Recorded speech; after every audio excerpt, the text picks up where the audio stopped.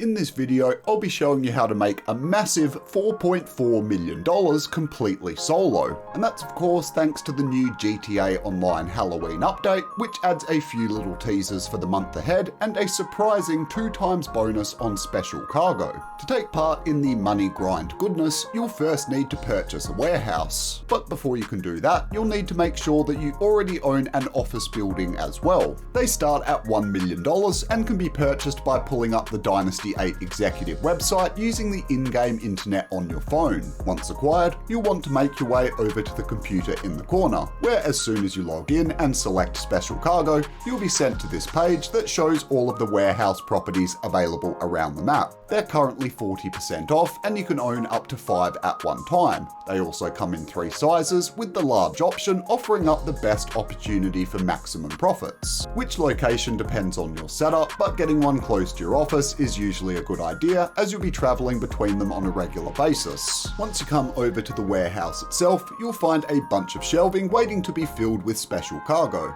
Most of that will likely be done by doing missions, which I'll show you in a minute, but as an alternative, you do always have the option of using Lupe or whichever staff member is currently present. It'll cost you 7.5k and it'll take them 48 real-life minutes to source anywhere between 1 and 3 crates, with the potential of sourcing special items as well. And while they're working away and doing their thing, you'll want to come back to the computer in your office that we were at before, where you can source a few crates of your own. The best option by far is collecting 3 crates at a time. It might cost you more in the short term, but you'll save infinite amount of time by not having to return back to the office, waiting for the short cooldown timer for each and every crate. As long as you've got a fast and reliable vehicle, you shouldn't have any problems collecting the 3 crates by yourself. The missions do vary a lot though, and it might take you a while to learn the best strats for all of the different variants. But my biggest recommendation is owning either an oppressor or a weaponized helicopter, which will make your experience a lot easier in most situations. But they're not exclusively necessary, and if you've got no other choice, you can certainly complete most of the missions by just using ground-based vehicles alone. Either way, just sit back and relax, put on your favorite music or radio station, and get into the grind. If you plan on filling one of the large properties, you'll need to collect more than 100 of these bloody things, so patience is definitely a good thing to have.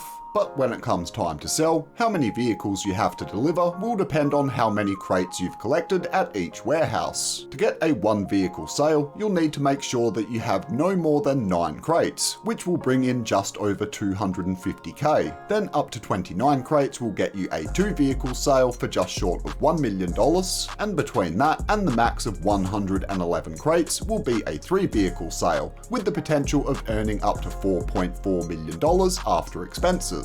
Generally speaking, the best option is selling when the warehouse is completely full. Even at max capacity, a 3 vehicle sale is completely doable even when rolling solo, as long as you've got an oppressor or a helicopter to transfer between them after you drop them off. The only thing to consider is the fact that the warehouse can be raided once it exceeds about 70% capacity. That means that when you've got more than 12 crates in a small warehouse, 30 crates in a medium, or 78 crates in a large warehouse, you'll have a chance of being raided and losing all your stock. Worse than that, people are still reporting a weird phenomenon referred to as ghost raids, which is where your warehouse conveniently gets raided without the game telling you that it's even happening. Fortunately, that's never happened to me, so I tend to be a bit reckless and just max it out, but it's certainly something to keep in mind. The sale missions are controlled by using the computer inside whichever warehouse you want to sell. On here, you'll be given the usual breakdown of how many crates you've got available and how much money they're worth. As I said earlier, all of the sale missions can be completed solo, but do be a bit careful of any mission that involves an aircraft. Some of them are fine and simply require you to fly to a bunch of different locations without too much difficulty, but some of them will have enemy helicopters waiting for you at some of the drops, which will try to blow you up, taking all of your cargo with it. If anything's looking dodgy, or you're just worried about not being able to complete the mission, you do have the option of changing session and re-rolling for a new sale. You will lose a total of 3 crates in the process, but considering it usually only takes a few minutes to do a source mission versus a potential sale that can take up to half an hour, it's really not a big loss. Either way, if you're able to completely fill up a large warehouse and successfully deliver all of the vehicles, you'll make an insane $4.4 million just like that. Or if you want to risk it for the biscuit, you could always consider selling in a public lobby. That'll get you a 2.5% bonus for every player currently in the session, up to a max of 50%. That means you can potentially earn over $6.6 million for just one sale. But of course, the risk of losing it all is bloody high, so do proceed with caution. Being real though, the grind is insane. Collecting that many crates will take a lot of hours if you're going it alone. That's why it's super important to check in with Lupe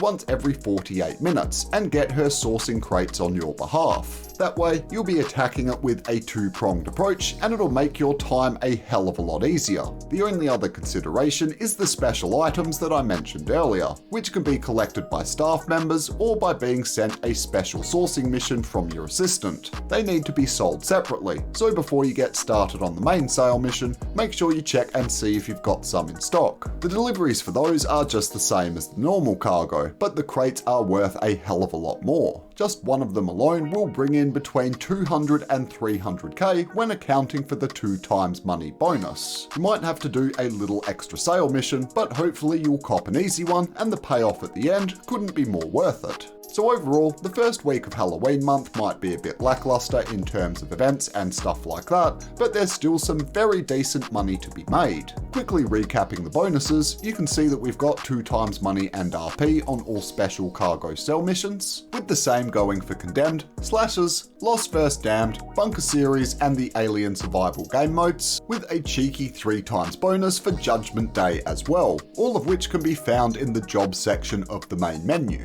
And sadly, that's just about all there is when it comes to Halloween content this week. But on the plus side, for those of you who like cosmetics, you will at least get a Scarlet Vintage Devil mask for simply logging into the game. Granted, that's not much to get excited about, but given all of the teasers surrounding the Halloween event, I'd say we've got some pretty tasty content coming our way very shortly. But if you found this video useful, hitting the like button would most certainly be appreciated. And if you're new to the channel, be sure to go ahead and subscribe as well. I'll be covering everything the Halloween event has to offer and providing my usual weekly money guides along the way. But until we meet again, you bunch of legends, I am Red Nitrate, and I'll catch you on the next one.